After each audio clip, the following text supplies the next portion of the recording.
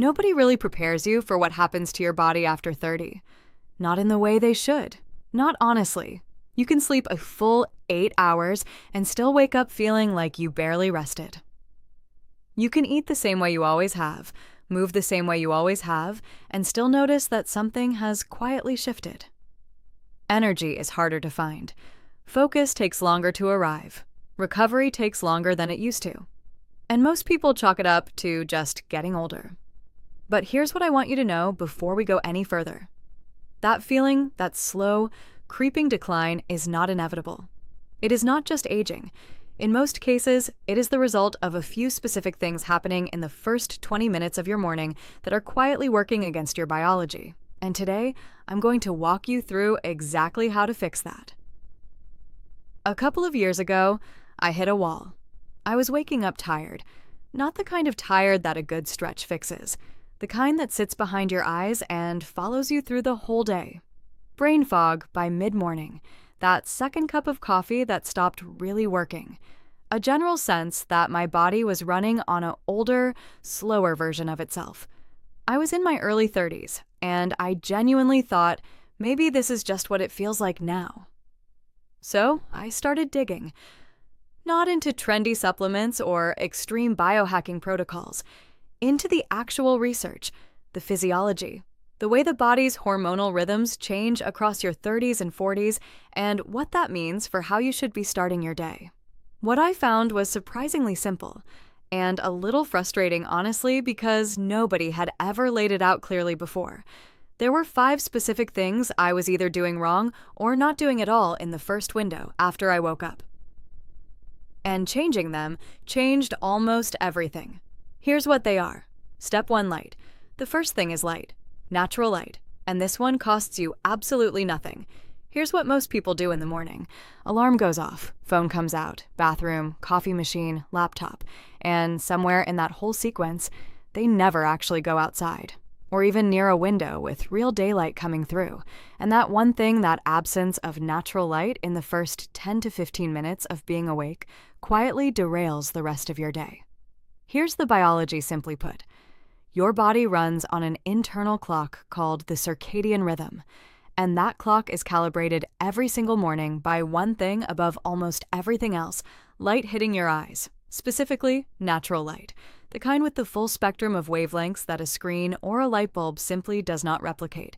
When that light hits your retina, it sends a signal to a tiny region of your brain called the suprachiasmatic nucleus, your body's master clock, and it triggers a healthy, sharp spike of cortisol. Now cortisol gets a bad reputation, but this morning spike is not the stress response. This is your body's ignition system. It's what makes you feel alert, motivated, and mentally clear within the first hour of your day. Without that light cue, the spike gets delayed. Your melatonin, the sleep hormone, lingers longer than it should, and your cortisol curve shifts later into the day, which is why so many people feel that mysterious mid-afternoon fog that has nothing to do with how much they slept. The fix is genuinely simple. Within 10 minutes of waking up, step outside, even for 2 minutes. Even if it's cloudy. The light is still there. That's enough to set the clock. Step 2, when you eat. Step 2 is about when you eat, not what, when. And this is the one that surprised me most when I actually looked at the research, because it runs against almost everything we've been told. Most of us were raised on the idea that breakfast is the most important meal of the day. Eat first thing, get your energy going. And for a 22-year-old, that advice is probably fine. But for someone in their 30s or beyond, the picture is more complicated. Here's what happens after 30. Your insulin sensitivity, your body's ability to process blood sugar efficiently, is naturally lower in the early morning hours than it was a decade ago. When you eat immediately after waking, you're spiking your blood glucose at the exact moment your body is least equipped to handle it smoothly. That creates a sharp rise and then a sharp drop, and that drop is the 10 o'clock crash, the cravings, the reaching for something sweet by noon. What the research actually suggests is a waiting window. 60 to 90 minutes after waking before your first meal. Not skipping breakfast, just delaying it slightly so that your cortisol curve has time to peak and begin descending naturally before you introduce food. I moved my breakfast from 6:30 in the morning to around 8. Within 3 days, the mid-morning crash was gone. Within 2 weeks, I had dropped my coffee intake by half without even trying. It is that specific, and it is that effective. Step 3 is 5 minutes of movement. This is not about working out. This is 5 minutes, and that is the whole prescription. The goal is hormonal clearance, not fitness. After your cortisol spikes in the morning, it needs a physical outlet. Cortisol is an action hormone signaling your body to move and engage with the world. Most of us go from bed directly to a chair, and the cortisol just sits there. When cortisol pools without being metabolized, it becomes inflammatory. Chronic low-level inflammation is a primary driver of accelerated biological aging. 5 minutes of gentle movement metabolizes morning cortisol and shifts your body into an anti-inflammatory state. A slow walk, a few deep squats, shoulder rolls, or light jumping jacks will do. This is maintenance like brushing your teeth, not a workout. 5 minutes is genuinely all it takes for this purpose. Step 4 is hydration. Most people drink water first thing, but that advice is incomplete. After 30, your cells absorb water less efficiently, and that gap compounds. Mild cellular dehydration shows as joint stiffness, mental dullness, and tired-looking skin. Plain water drunk quickly can flush electrolytes before your body uses them. The protocol is 16 ounces of water, a small pinch of quality sea salt, and the juice of half a lemon. Sodium supports cellular absorption, and lemon helps activate digestive enzymes. This costs almost nothing, takes 30 seconds to prepare, and can remove morning stiffness in weeks. 30 seconds is the entire time investment for Step 4. Step 5 is 3 minutes of stillness. It sounds soft, but the research behind it is some of the hardest science in the video. Most of us reach for our phone and start processing other people's urgency within the first minute of waking. We expose our nervous system to other people's crises before we have fully transitioned out of sleep. Longevity researchers point to one shared variable among the longest living and sharpest minds.